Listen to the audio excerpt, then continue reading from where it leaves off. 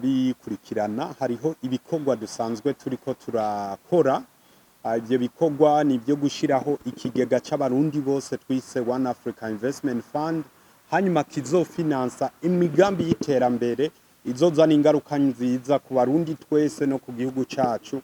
Umugambi nyezi novuga ati nyamukuru novuga ati uhiye ni Buja City Plaza canke isoko rikuru rya Bujumbura. Rero ikiganiro cy'uno munsi ni ukugira tubabwire uko ibintu biriko biragenda naho bigeze, kuko ni ibintu biryoshe tutokwigumizamwo, kuko ni umugambi wa twese irifo yuko uwo ari wese afite uburenganzira bwo kubandanya kurikira uko ibintu biba biriko biragenda. Rero umugambi wa One Africa Investment Fund twarabibabwiye n'ubwa mbere bibayeho ngaha mu Burundi, n'ubwa mbere bigejeho nkunze kwivugira ati ni ivyiza abazungu bahishije abarundi, kuko nkunze gutanga akarorero si ngombwa kugira twubaka ibarabara ko Bank Mondiale ari iduha amafaranga, turabishoboye kandi nisubire ndabivuga ati turabishoboye. Rero ni kimwe nkunze kuvuga ati ubumwe bwacu nizo nguvu zacu. Rero ndashaka mbanze sigure uruhara rwa leta, uruhara rwa Ubaka Nation Group n'uruhara rwa One Africa Investment Fund mu mugambi w'isoko rikuru rya Bujumbura. Kuri ubwo notangura mvuga ati isoko rikuru rya Bujumbura ni irya leta 100%, ni kibanza ca leta, ni vya leta niko novuga. Mugabo Ubaka Nation Group twe twahawe amahigwe nk'aba developer kandi nk'abazorondera y'amafaranga finansa iryo soko rikuru rya Bujumbura iyo azova. Hanyuma One African Investment Fund nayo ikijejwe no gufinansa isoko rikuru rya Bujumbura. Rero nashaka no gutanga umuco ku bantu bakunze kuvuga ati mbe none Ubaka Nation Group canke Fablice yarahiganywe kugira ronkera irya soko. Abantu novuga ati mureke kuza muvuga ivyo tuze turatahura, kuko ntako tutabisigura kandi ubu turabandanya tubisigura. Naho uko amasoko asanzwe ameze dufate ngaha canke hariho hose, umuntu canke isosiyete canke leta irazana amafaranga ikayatereka ngaha ikatuvuga ati ndakeneye abaza kunkorera ivyo bikorwa. Rero niho hacaba appel d'offre yo kugira abantu baze guhiganirwa isoko. Ariko biratandukanye muri iyi case cyane gose, kuko iyi case mubanze muyirabire muri structure bita PPP, Public Private Partnership. Nababwiye yuko ikibandaniza mu rugendo rwa BOT, Build on Transfer. Bisigurika ati rero jewe nasavye leta ko itugerageza n'abarundi twese ati murabe ko tutabishoboye. Bisigurika ati muri uwo mugambi nta nicasha na kimwe leta yazanyemwo, mugabo urumva ko ubutaka ari ubwayo kandi n'ubwa leta, twese turi leta. Bisigurika ati rero jewe Ubaka Nation Group n'ababandi bariko baraza muri One Africa Investment Fund muri BOT bica bisigurika ati tuca tuza tukubaka isoko rikuru rya Bujumbura, tukiyishura umutahe twashizemwo, tukaronderamwo inyungu yacu, duhejeje tukaca dusubiza leta. Rero abantu bariko baravuga ati none harahiganywe, suko bimeze, mwumve neza ko this is a public partnership, public private partnership. Now ico rero novuga ni cyuko tugiye rero kuri cya kigega cha One Africa Investment Fund, haraheze indwi zibiri byitwa ko dutanguye urugendo bwo novuga ati bwo kwegeranya uburyo bwo kwegeranya amafaranga yo gutangura ku mugambi wa mbere wo kubaka isoko rikuru rya Bujumbura. Rero muri izo ndwi zibiri ubu twihaye ingingo yuko tuzoza turagenda turupdating abantu uko biba biriko biragenda. Bisigurika ati rero kuva gushika itariki 16 z'ukwezi kw'icumi niho tuzoba twugaye faze ya mbere ya fundraising. Bisigurika ndaza kubasigurira igituma. Now ushobora gusanga amafaranga dukeneye yo kubaka rijya soko rikuru rya Bujumbura azoba yakwiye kuri izo tariki 16 z'ukw'icumi, aho uzoba rero we waravyifuje uzoba uvuyemwo. Mugabo ni wasanga tutarakwiza amafaranga dukeneye yo kubaka isoko rikuru rya Bujumbura, urashobora kuzoca nawe uguramwo kubandanya uguramwo imitahe. Mu yandi majambo rero ikituma ndiko ndabivuga uko ni no mu nzira yo kugira ndabasigurire akamaro k'umuntu ari karagura umutahe ubunyene vuba bwango. Harimo advantage niniya cyane kugura umutahe kare, kuko ndashaka sigura ibintu bibiri. Hariho ikintu no kwita transit bank canke banke ya transit, ni aho yo mafaranga ari karaca iyo ari karagenda. Naho mwibuke ko twabasiguriye ko berebe ari yo custodian, mu kirundi twoyita ko ari umunyezamu wa ya mafaranga yose turiko turegeranya. Umunyezamu wayo ni berebe, ni kube nkako ni wazotanga amatitre de trésorerie, amabonde no kuyashira kuri stock exchange. Ibyo twaragiye turabibasigurira. Abisiguri kati rero ubu bankobu, CRDB na umuco microfinance, izo twozita ko ari transit bank. Bisiguri kati we waguze umutahe wawe 1,300 canke $103, amafaranga ari muri transit, mugabo azojahe muri berebe ko mu custodian wa munyezamu wa ya mafaranga. Ubu rero igituma nababwiye ati uwuza kugura umutahe kare afisemo inyungu. Ni inkuru nziza nagiye ndavuga ku biganiro bitandukanye, ariyo twicaye n'abahinga dukorana, abahinga banje kugira bigende neza. Tuca tuvuga ati rero reka muri iyo transit, kuko ati mu kwezi kumwe canke amezi abiri dushobora kuba muri kubaka rijya soko tutazoba turakeneye amafaranga menshi cyane. Reka ya mafaranga y'abanyamitahe tubanze tuyagumize muri transit amezi 3. Now muri transit nabasiguriye ni CRDB, ni bankobu, ni umuco microfinance. Ikiba gisigaye ku rukundo canke neza dufitiye abanyamitahe, kandi no kwereka abanyamitahe ko bari mu vyunguka. Tuca tubwira ya banke ya transit ati none amafaranga yicare ngaha amezi 3 atari karungukirwa. Tuca turavuga nayo n'amabanke. Ubu banke rero zaremeye ko zizotanga hagati y'ibice 7 kujana n'ibice 8 kujana ku mezi 3.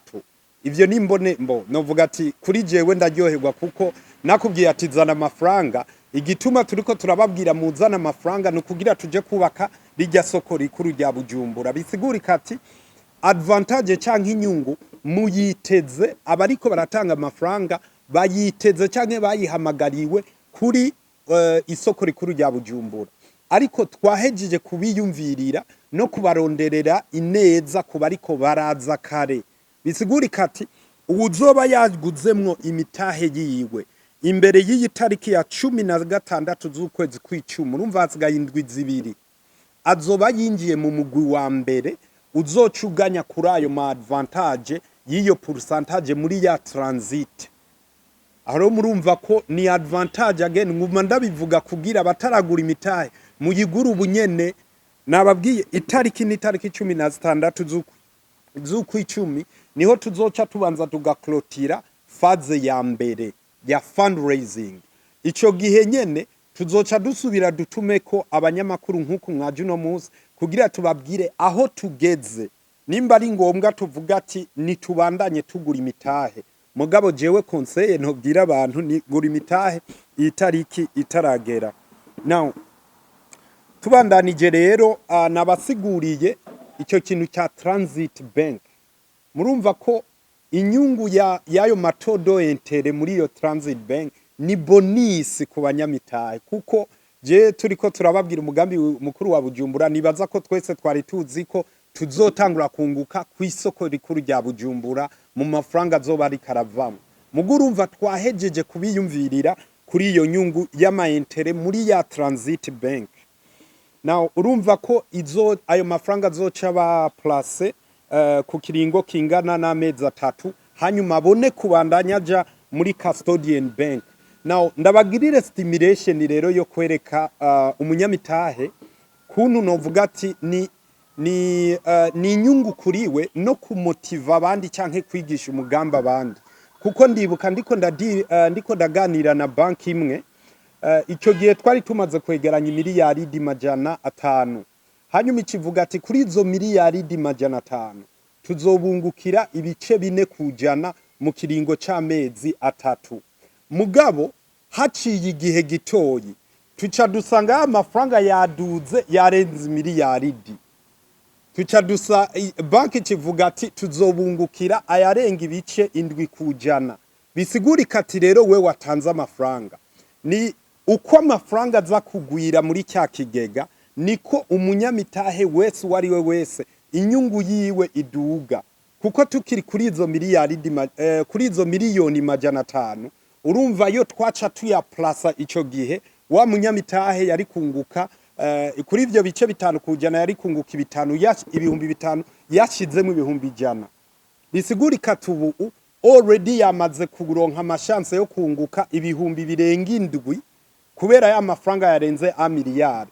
Cufata rero tuyagwijije akabi miliyaridi novuga ati majana 5 urumva ni hamwe tuza kwiyo turuva twageze kuri 12% kuri 14%. Rero ku muntu amaze gutanga umutahe kukuza kw'abandi ni ku nyungu ya twese. Nico gituma rero ari umugambi wa twese bikenewe ko tuguma dufashanya mu kumenyesha giye kandi n'ubu tuzoguma tubabwira yuko uyu mugambi ni w'abarundi twese.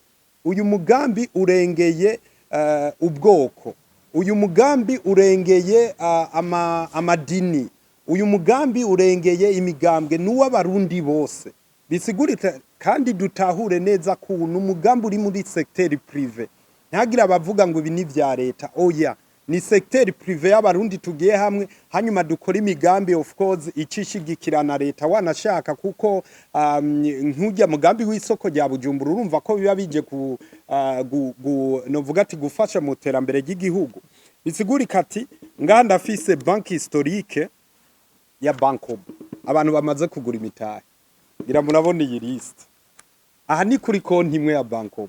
Bisigurika ati amafaranga amaze kujago muyafotore muyabone imiliyaridi imwe ni miliyoni majana 298 n'ibihumbi 150 ni n'amajana 267 kimwe nababwira murabona iyi liste iriko amazina y'abaaktionnaire.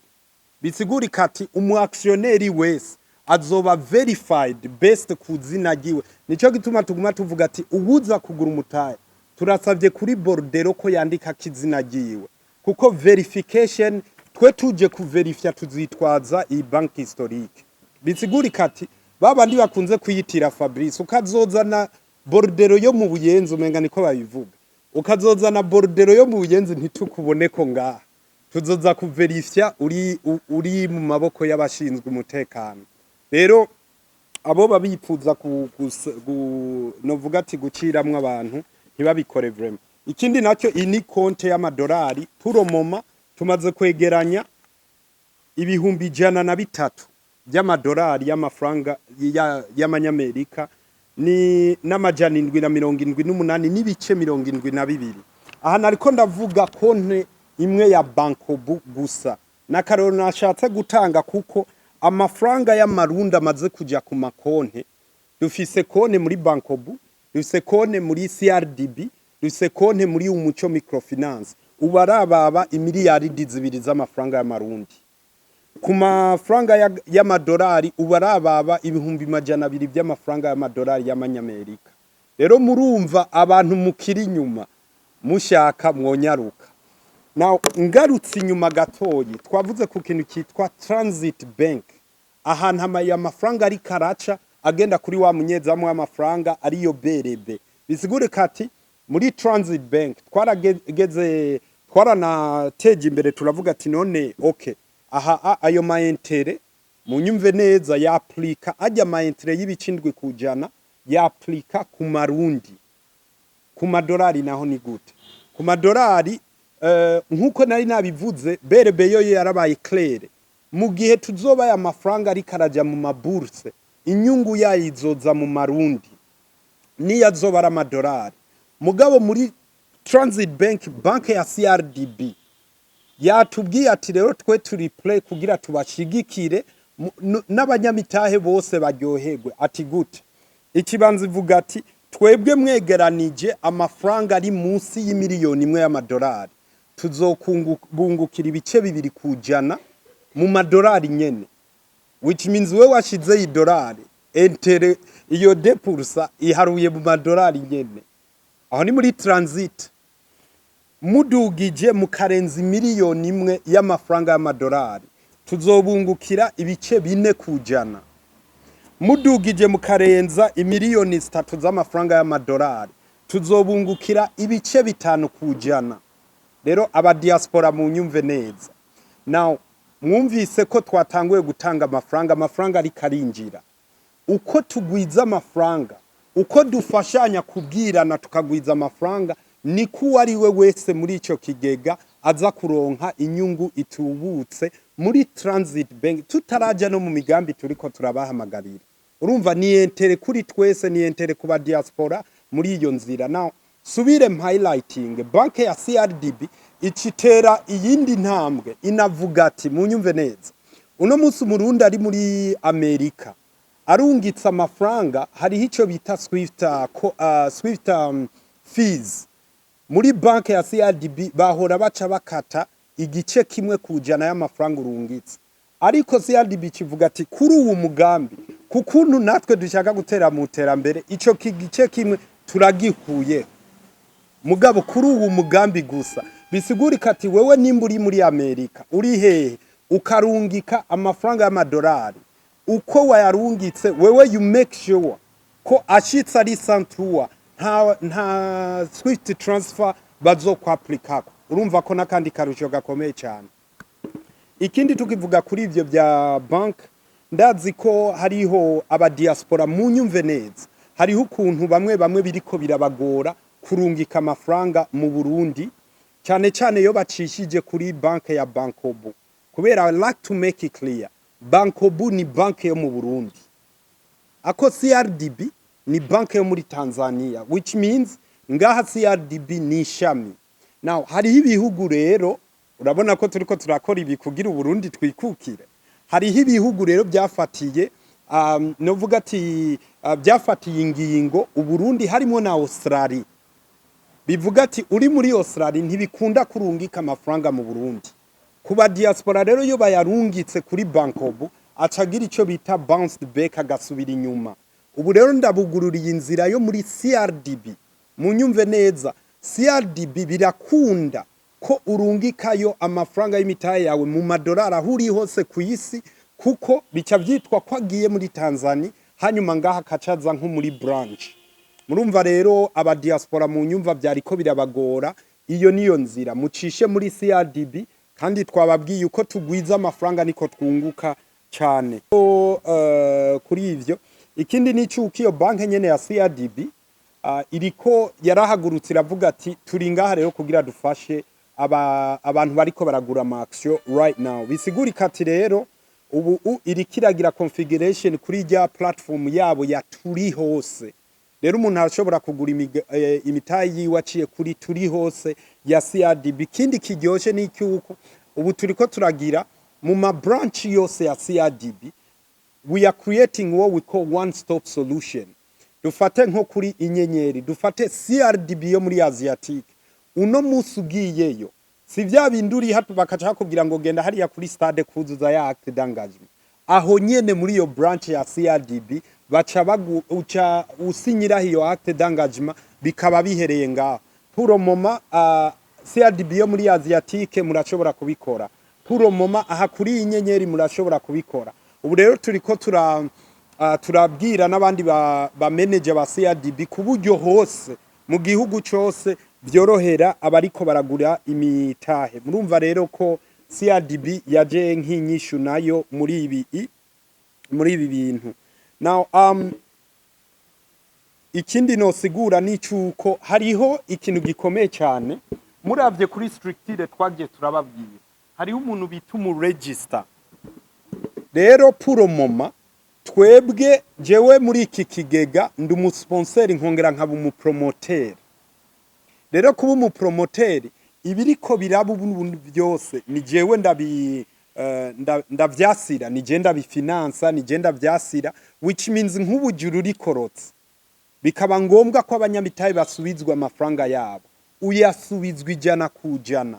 Urumva security nico gituma ry'ama konti ari muri izi transit bank nababwiye ari bloqué, azotangura gufunctiona izi nzego zose zagiyeho kandi zahawe uruhusha kuko n'urwego niyo yoba CRDB kugira ishobore kuba mu register itegerezwa gusaba uruhusha régulation autorité de régulation de marché de capitaux nibo baca basaba uruhusha babaye licensed bakemegwa niho bashobora kuba mu register. Nachaka rero sigure akamaro k'umu register isigure kati right now ijya acte d'engagement ni jewe canke ni twebwe turiko turayigira kugira wewe nimba warisha umutahe wemere wemange ko wabaye umunyamitahe w'iki kiyumviro. Nawe icyo nashaka gusigura ni cyuko akazi right now turiko turakora kategerezwa gukora umu register kuko umu register itegerezwa kuba ari banke canke institution financier yemewe n'amategeko.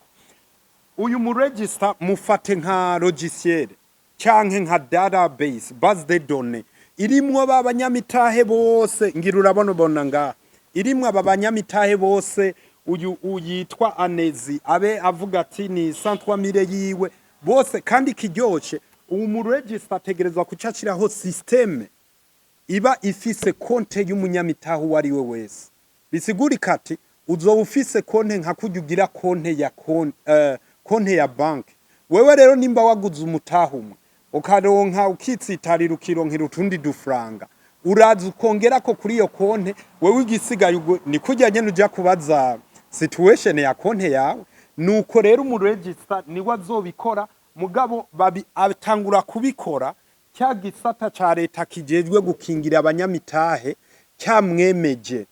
Mu yandi majambo hari abantu bamaze imisi babaza ati none umuntu apfuye bimeze gute kuri rya acte d'engagement ko bitariko ijya ahubwo hazoba na verification.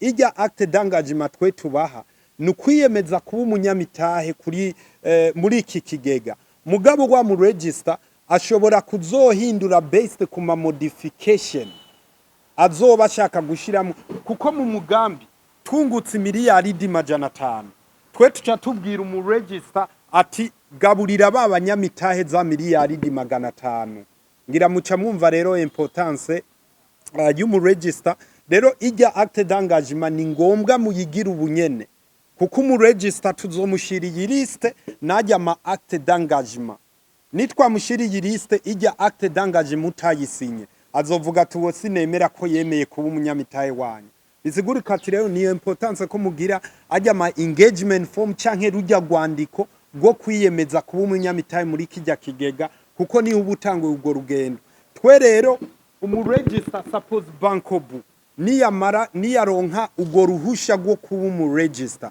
tuzoja duterura ya madosiye yose tumushire ati burya rero akazi nakawe. Iyo rero niyo importance y'umu register tuko hari abantu bamaze imisi babaza ati none twogurira abana of course mu tegeko ry'u Burundi ntivyemewe ko umwana ari musi y'imyaka 16 agira commerce mugabo iyo ugiye kumugurira imitahe birashoboka bisigure kati rujya gwandiko go kwiyemeza kuba umunyamitahe wewe biba vyitwa ko uwo mwana yagutumye igikuru nuko ushirako izina ry'uwo mwana nayo ubundi nihagera kuri wa mu register wewe ashobora kuzosaba najya ma birth certificate bikajamwo muga kuri rya acte d'engagement genda wandike ko umwana wawe uvuge ko ari wagutumye kuko muri base de données ya banke nkuko mubibona tugenda tuverifya kuzina niyo mwozuminga murabibona amazina y'abanyamitahe ategerezwa kuba arimwo murabibona mugabo ndahava aba bambere nibaza ko nza kubasaba ikigongwe ko mubabonye kuko umuntu wari wese arafise prive yiwe ntibikeneye ngo umwe ngo amenye ati muri banki ifise y'amahera ngahe urumva ivyo biva ku munyamitahe kwa shaka. Now twarabasiguriye ko umuntu ashobora gushiramwo imitahe muri iki kigega n'abantu bose n'ubwoko bwose n'abasega mu mashengero bose n'abari mu migambwe yose novuga ati mbo kiretse novuga ati abo ibisuma canke abafunzwe kuko urumva baba baracumuriye twese nayo ubundi abantu bose barafise uburenganzira. Hari abantu bakunze kubaza ati none bakava mahanga abanyamahanga baremerewe gushiramo imitahe navuze ati gituma je nayise One Africa Investment Fund nuko iki ni ikigega cya Afrika yose mugabo ubu no kugurura iki kigega nkavuga ati abandi banyafrika canke abandi bantu nibazanemwe imitahe sindababeshe nta murundi yosubira kuronka ijambo abo muri Nigeria baca bazana amamiliyaridi abo muri South Sudan baca bazana amamiliyaridi twe tuce tuzimangana rero camvuga ati no reka twihe umwaka umwe reka twihe ikiringo kanaka abarundi tubanze twiyestare kimwe navuga ati ubu abarundi mu kwezi kumwe twoba duhejeje kwiyestara tuca twugurira abanyafrika pana abanyamahanga je shaka ibintu biteza imbere ya Afrika shaka ibintu bijya guteza imbere abanya-Australia no tuca twugururira nabo bagashiramo imitahe kugira abarundi bene wacu tube twicaye kuko iyi niyo novuga ati ni machine mu myakire imbere suppose imyaka 5 cyangwa imyaka 10 iyo machine izotangura kuguhemba no kwitwa umurundi ugashimira Imana ati Imana warakoze kungira umurundi mugabo wagize amahirwe yo kwinjira muri iki kigega c'imitahe navuze abarundi bashobora kujyamo bose uko bashaka ama institution arafise uburenganzira bwo kuguramwe imitahe ama banki arafise uburenganzira bwo ndamaze kuronka banki zibiri zimaze kumbwira ati burya tugira tuzana amafaranga rero twababwiye ko tugira dushike ku miliyaridi zibiri ejo hirya ejo ndiwabona tugeze ku miliyaridi jana ntuzutangare kuko urumva bamaze kubona iyo position urumva ko nabo bagira batangure kugira gushiramo amafaranga hariho n'umuntu yampaye iciyumvira avuga ati nababandi bo bavuga ati ntitokwiza ibihumbi 103 erega niyo bo bare batanu barashobora kwigira hamwe bakavuga ati reka tugire groupement hanyuma tuje kuyandikisha itegerezwa kubifise karanga shira hamwe which means nimba ari societe nimba ari groupement bitegerezwa kuba bifise cadre legale hanyuma niyo mwaba mwatanze 10,000 mugakwiza umutahe umwe mukaca mu designa ubaserukira mukaca muza mukandikisha mukagura umutahe ivyo birakunda kuba umunyamitahe narabisiguye ni genda ugura umutahe urumva CRDB yabiborohereje CRDB Bankobu na umuco microfinance kandi ubu twavyoroheje niyo wojaha ku isoko nyene rya Bujumbura rijya turiko turuba wariyo container ushobora kugura mu mutahe niyo woja igitega genda ku isoko rya Gitega ugende kuri umuco microfinance urashobora kugura mutahe genda mu isoko kwa Siyoni urashobora kugura mutahe ahariho hose kwisi twabibasiguriye biroroshe cyane iyo uhejeje kugura umutahe ngiyi procedure uko ikigenda iyi ni procedure y'umuntu yaguze umutahe nashatse kubibereka ahejeje kugura umutahe urabona nk'uyu yari umuntu ari hanze yaragize ijya nababwiye ya wiring transfer canke swift transfer hanyuma bamaze kumwara receipt ko yarungitse ayo mafaranga acaruzuza ya acte d'engagement canke ico twokwita investor act of commitment canke ugwandiko go kwiyemeza kuba umunyamitahe we uri hanze ucuguzuza ukacururungika kuri email twebwe tugwakiriye tuca tuvuga ati twarurose tukaca tugushirira ko kashe we ukacubika kopi rero urumva ko twe dutwara kopi nawe ugatwara kopi tugiye muri verification kuri wa mu register kugira tumubwira ati bandike rero bagirira ama ID number ibi nivyo bakonsidera izina niyi form twababwiye hahejeje duhejeje iyo form haca haza ID karanga muntu canke passport canke driver's license novuga ati icyangombwa kikwereka kiri ku adresse yawe aha nabinyegeje kugira umuntu arafise uburenganzira bwo kugira prive yiwe hanyuma akacarungika ni foto ibi rero bikwiye wewe bugi bukwije byangombwa byo kuba umunyamitahe muga bidakwiye wa mu register zoshobora kuvuga ati umuntu ntiyazanye byangombwa turamukuyemo azoze gutora amafaranga yiwe urumva rero ni ngombwa ko abanyamitahe bakurikiza izi procedure zo kuba abanyamitahe rero ubu turi muri campagne ya information twababwiye ubu haheze indwi zibiri dutangoye kugira kwegeranya amafaranga mu kigega azokubaka isoko akongera gafinansa n'iyindi migambi itandukanye urumva ko ubu turiko turababa mu miliyaridi zibiri mu kiringo c'indwi zibiri gusa imiliyaridi zibiri z'amafaranga y'amarundi ngira murumva ko abarundi bahejeje kwiruka ejo rero ugasanga turavyugaye turakwigiye iyo mitahe yo kubaka iryo soko tukakugarirako n'akazi kawe rero nobwira abantu ati munyaruke ikindi kintu rero twuguruye nuko ubu turi muri marketing campagne rero iyo marketing campagne novuga ko abarundi bari ngaha mu Burundi abari ama institution ya leta abari ama societe abari ama banke abari abaki abari ama groupe y'amashengero abari ama groupe y'iki mwipfuza ko tuza kubasigurira kurusha murahawe ikaze ko mwodutumira tuze kubasigurira aha ni mu Burundi niyo wowe uri hehe twebwe wamaze kwegeranya abantu mugwi w'abantu tuca tuza kugira mutahure kuko narabisiguye neza ikindi naco ni cyuko n'aba diaspora rero nabo niyo wowe uri muri Amerika niyo wowe uri muri South Korea niyo wowe uri muri Australia ukegeranya abantu ikaba community ikaba groupement ivuga ati reka dutumire Fablice nabo bakorana kugira baze kuvyukuri kutwumvisha muca mudutumako tucatuza twebwe nta na hamwe kwisi tutoshika je nagize amahigwe ndifite passport yo muri Australia urumva hariho hose nta na visa nkene ikintu novuga ni cyuko abantu bose abarundi bose abarundi bari mu Burundi abarundi bari hanze barahawe ikaze kuba abanyamitahe muri iki kigega kiterambere kuri twese umurundi atabitahura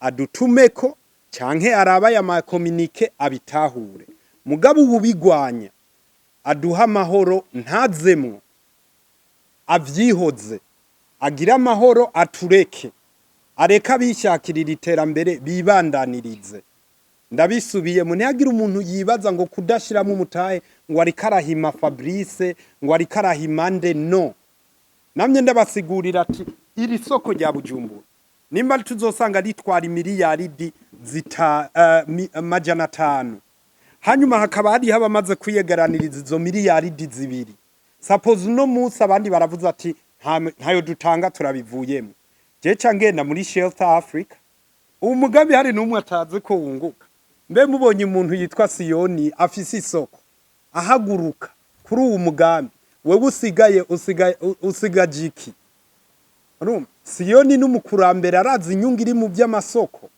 urumva kuza kare nukabona inyungu irimwo ngaha rero we ni wasigara nakazi kawe bisigurika ati rero je ninasanga ari miliyaridi majana 5 nzoca fata za miliyaridi zibiri na babandi twamaze kwigira muri cya kigega tuje tuvuga ati reka rero dusabe iyindi banke Shelter Africa canke banki yariyo yo iduhideni iduhe imiliyaridi majana 498 bishire ko za miliyaridi zibiri bisigurika ati abanyamitahe babaye babandi baza miliyaridi zibiri na ya banki yaduhaye amahera none uburavye nk'amabanki ari karandondera ninde yo twima ideni ryo kubaka umugambi wunguka kuja si bimwe nababwiye ati umutahe tuzoshiramwe munsi y'imyaka 8 gusa uzobugarutse harura rero imyaka irenga 40 turiko turajya inyungu rero urumva ko kuzamwo ni kuneza yawe inyungu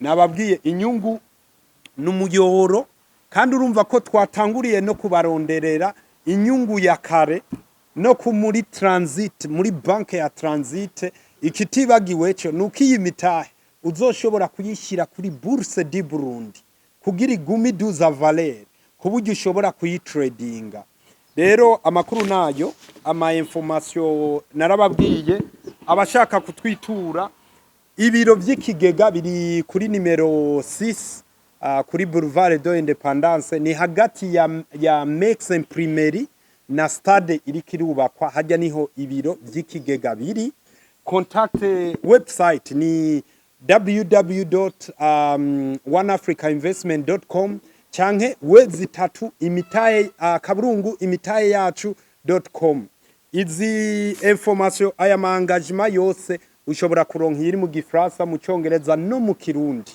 ikindi naco email ni oneafricainvestment.info@gmail.com contact nazo murazibona ngizo ama nimero y'amakonte ngayo rero uwuzosigara inyuma ntazovuge ntitwamuhaye information hanyuma uwuyishaka nayo uwushaka vyinshi kurusha nababwiye buri mu Burundi buri muri Australia wowe upfa kwegeranya umugwi w'abantu kadutuma ko we are ready to come. God bless you all.